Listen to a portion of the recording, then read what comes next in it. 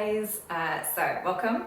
This is just a short video. I'm going to be explaining a little bit about the winter solstice. So here in the UK, the winter solstice is on the 21st of December, and it's a good time of year to maybe set yourself some good foundations in which you can build up some good intentions on top of. So what is winter solstice? Winter solstice is the shortest day of the year, the longest night. So we break up the year into the 4 seasons. So when the days and nights are of equal length, this is called the equinox. We have one in the autumn and one in the spring. And then we have the winter and the summer solstice. So the winter is the shortest day, summer is the longest day.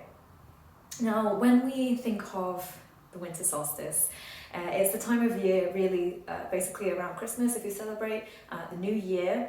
And often this time is a very energetic time emotionally. It's very stimulating and there's a lot going on in our mind-body experience. So one thing that we can utilize by taking a moment out with the winter solstice is trying to create a good foundation in which we can build upon. So really naturally during this time of year we would tend to hibernate, become more inclusive, more introspective. So you can use the winter solstice time to actually tap into a little bit of that natural energy and build upon your intuition, the more subtle energies within us as we practice the more grounding effects within the body. So when you think about the Christmas, the New Year, often we're trying to harness this new year, new me energy and trying to create often very energizing, very fire heavy practices, lose weight, go to the gym more. Often these are things that rely heavily on the fire element of motivation. Now motivation, because being fire, it burns out very quickly. So instead of trying to load up on all of this fire energy, instead we should work with a more grounding, earthy energy. So that more introspective, self-study, svadhyaya introspection. And then from there, what we'll do is we will take and look and what it is in our life that we want to build upon and what it is that no longer serves us. So just taking a moment or two to realize what it is that we want to bring in and what it is maybe we want to eliminate. And you can do this at the start of any season, use the equinoxes, use the solstices to check in with how you're feeling for that season. So this next part we're going to talk about what it is you can actually do to harness this energy. So rituals that you can take. So if you follow me on Instagram, you know that usually at the start of the lunar cycle, the new moon, I like to take a moment to reset. So once a month, basically, I like to take a step and work with a specific intention that maybe I'd like to bring in. This could be something like if I'm feeling particularly lethargic, I could be working with an energizing effect. If I'm feeling quite low, I could be working with self-love, growing a business, all sorts of elements in your life. But you can just kind of pick one and build up foundations around that. Now the seasonal ones is an even bigger chance to do all that. Basically create a list of what it is that you want. And the way I like to do this is to visualize basically my dream life, what it is I look like, how I dress, what it is I'm doing, what am I teaching, what am I doing for a career, who's in my life, who am I surrounding myself with, and then I work back from there. So instead of just thinking of these sort of vague intentions like, oh, I wish I was thin, I'd be happier if I was thin, actually work into a perfect life where you would feel everything in your life would work towards. And then from there, take a step back and say, well, what is it I can do today to bring this into fruition? So instead of thinking of the long-term goal, think of what you can do on a daily basis. And that could be as minimal as going for a 10-minute jog, 20-minute walk. You could bring in some more yoga practice, meditation practices, whatever it would be. And then set yourself the bare minimum. So in James Clear's Atomic Habits book, you may have read it. This is also a really good one to read, I recommend. That helps you sort of create these habits. So what is the bare minimum you could do where you're still getting a point for yourself in the direction that you want to go?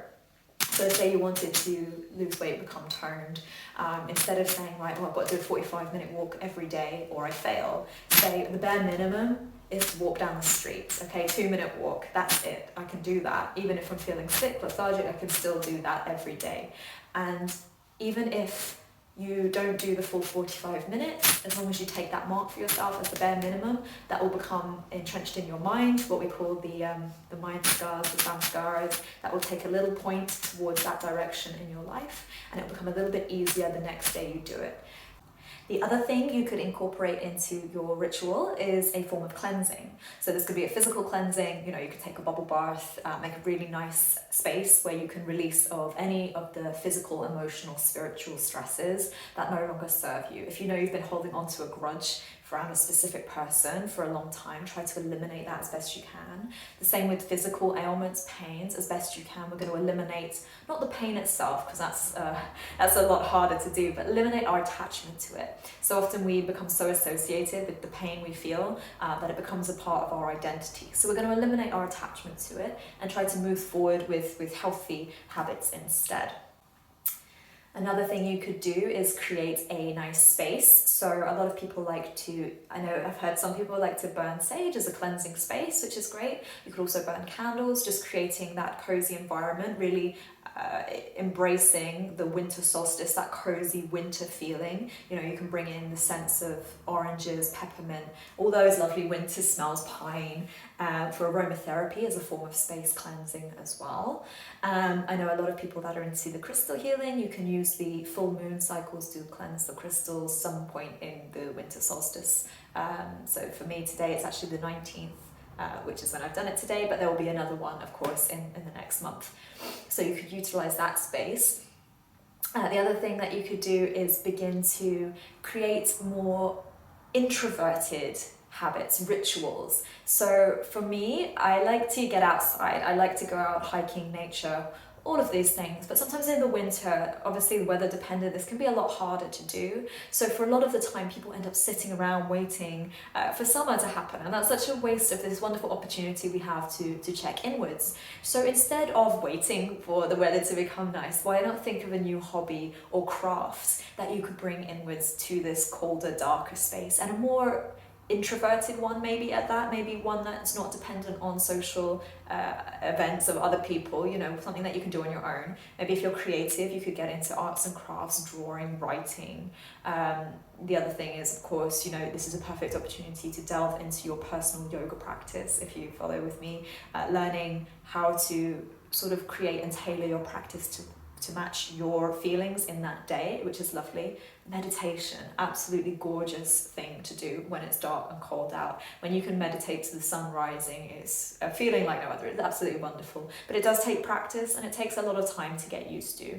Reading is another wonderful thing you can do to enhance your spiritual practice. And it doesn't necessarily have to be spiritual books, but it's a nice one to sort of include maybe in your daily practice, just a few pages or a chapter of a spiritual book or a self-help book, a wellness book. To start off your winter solstice, create a list of daily rituals, daily habits you would like to incorporate, and then create a bare minimum of that habit that you know you can do every single day. The other thing is to think about is that you want to refresh this every single month. So like I said, I use the new moon to reset this. However, that may not work for you. You could do it at the start of the month, you could do it on a special day of the month, whatever works for you. But just to recheck this and to think, do these all work in alignment with myself? Which habits worked, which ones maybe didn't, and actually weren't as important as you thought they were at the start of the month? So which ones can you eliminate? And maybe bring in some new ones again. This is a constantly ever evolving. I want you to get away from that whole end goal position where I'm going to lose 3 stone or whatever it may be, but actually just create a new system every month that's going to work in alignment with your current goal. And remember, we as people change with the seasons, with the months, with the years. We change. Our goals, our intentions, our ambitions are going to be different. So on a month-to-month basis, just take a step back and look. And meditation, connecting to your intuition, that divine energy, is going to help you decide what's going to work best in your life. So thank you so much for watching this video. I hope you have a wonderful winter solstice. I hope you have a wonderful festive period, and you can keep your energies at a good level. Remember to keep some back for yourself, all right? Don't spend it all on everyone else. Keep yourself nourished and looked after too. So thank you so much for joining me. I hope you have a wonderful day. Namaste.